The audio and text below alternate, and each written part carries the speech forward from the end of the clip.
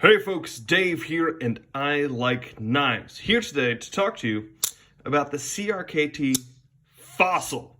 Now, as big as this thing looks, how big is it actually? Here we have the CRKT Fossil compared against the Ontario Rat number 1 and number 2. Here we have the Fossil compared against the Endura, Spyderco Endura, and the Delica. Here we have the Fossil compared against the Spyderco PM2 and Para 3 Lightweight. Here against the Benchmade Griptilian and Mini Grip. And of course here, perhaps most relevantly, against some of its large, weird CRKT cousins. The M16 of some variety, the Buku, the Hollow Point, and the Swindle. So as you can see, with a knife this big, there's gonna be a lot of good that comes out of it. This interesting, this purely CRKT, there's gonna be a lot of good that comes out of it. However, unfortunately, it is kind of purely CRKT, so blah, blah, blah, there's gonna be some garbage too. The good, though, does really start out with this blade, because it provides you so much of the character. A nice, thin, thick stock, but pretty well ground hollow grind. The other one was a hollow point. With this kind of hollow point, you got a swedge up there. This blade is just interesting. It's cool looking. Little bit of a recurve just makes it look appealing. It's interesting. It's visually, as well as just being as heavy as it is, as well as on ball bearings. This thing is solid. The action is incredible and very drop shutting.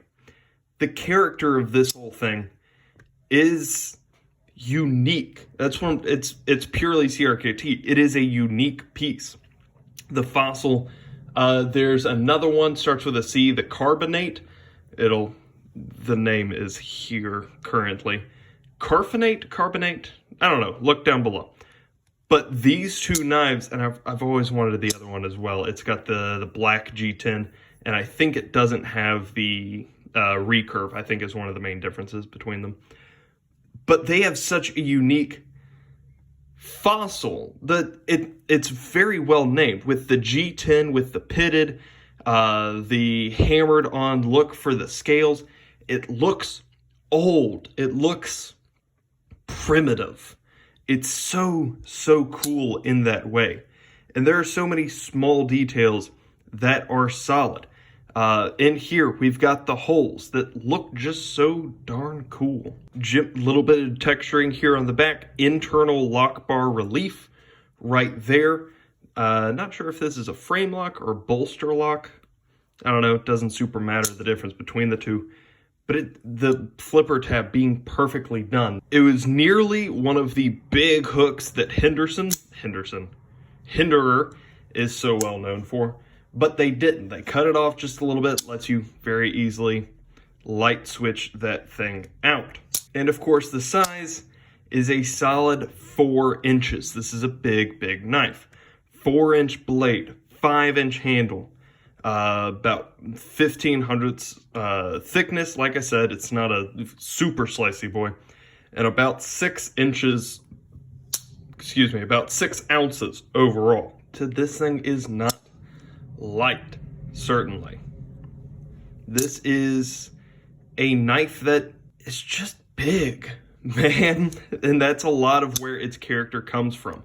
It kind of a T-Rex aspect, with an interesting character to the pocket clip. That hole, I believe, is to allow you to unscrew that. We'll come to that a little bit later. Not a super deep carry, but I have a buddy who this is his EDC. This is the knife that he carries every day. And he loves it. Backspacer, well done. There's a lot to like about this knife. There's a lot to love about it. It's just so interesting. There's a lot to not like as well, though. And part of that is the size. The no going in that this is a 4-inch blade with 6 ounces overall, making this not super legal in a lot of places in the US, and maybe nowhere overseas. That's not true, but whatever. This is just a big knife. This is something that you are going to feel in your pocket. This is about Leatherman Charge weight. is what we're dealing with. A fully packed out multi-tool or one big knife. Not a detriment to everybody, but depending on what kind of pants you wear, this may, this may start pulling them down. The blade play is not solid. This is, I have this tightened down pretty well just to allow the action to be the best that it can be. If I tighten this anymore, I sacrifice the action. And it's you can't have both good action and good lockup, apparently. The lock bar is something that I wish they had put more effort into. Here you can see that there is definitely a cutout, and kudos to you, CRKT. A little bit of scalloping on the lock bar itself, making it easier to push aside. However, they could have done a little bit more. I don't like feeling the pressure from the thinness of this portion as I push over. That's a fairly specific thing, I guess, but it's the way I feel. The pocket clip, I've praised it a little bit, but on my buddies that he carries every day, this pocket clip is so solidly sprung that he can't carry it in his pocket, or couldn't before I fixed it for him. He had to leave this in the bottom of his pocket with the pocket clip pointing that way, because this is so big, meant to fit over pants with such thick pockets, which good. There are a lot of knives that need to do better on that. But that also means that this little point here is standing up really, really far, easy to catch on things. Not a full detriment. I wish that more knives would go, take a little bit of this energy.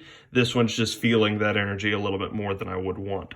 That hole, which I think is to allow you to unscrew, is also not really lined up unless you push it, and I may have just broken something.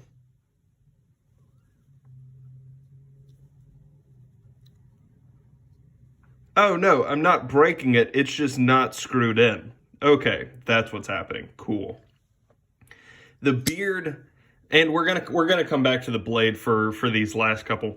The beard right there, you can see that grind was just not very well done. Big fan of the Ricasso, the sharpening choil. Thank you, Brain. You can see the beard right there, the extra grind, that's just not well done. As well as a recurve. Again, this will be a very personal thing, but you can see that grind going in right there. That's not something that I like. It's not something that I want on my knives. I did when I was a younger man when I bought this several years ago, and not to say that recurves are like automatically Mall Ninja, they may tend typically a little bit more in that direction to my way of thinking. If you disagree, it's perfectly fine. I'm glad you like your knife. And lastly, again, it's CRKT. Materials, this is going to be pure stainless steel outside of these holes with no milling, which is why this thing is so darn heavy. This is 5 inches of a solid brick of steel, as well as 8CR13 MOV blade steel. It's just not great in this kind of package, though. I get it. The price, I have it down here because I wasn't sure if it was gold or garbage. We're looking at the time that I purchased this, about $55 to $60. I think I purchased it for $57. I found that on, I think on Blade HQ. Anyway, I don't know where to place that. If we're talking about a Rat Model 1, which about a similar size, but not nearly as heavy. If we're looking at a Rat Model 1 and you told me that this thing was $60, I would absolutely throw a fit. This is about $30 in D2, in comparable blade steel in D2, which is vastly upgraded. You're looking about $40, which is still 2/3.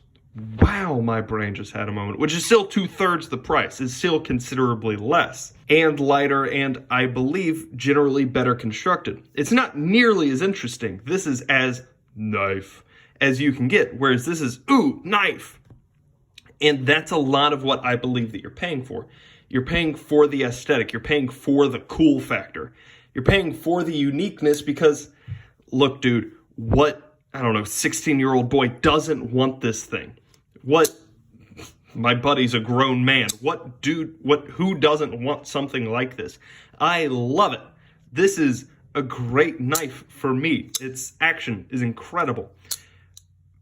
But the fact of the matter is that I guess just be aware of everything, all of the previous points made in this video, now here being applied in context of price, I think is what I'm saying. Final conclusions is that this is it's a good knife. I'm glad this exists. I love it. I love it. I love it when CRKT just takes a punt and sees what they can do, because you get really weird and good stuff out of it. You get really good designs.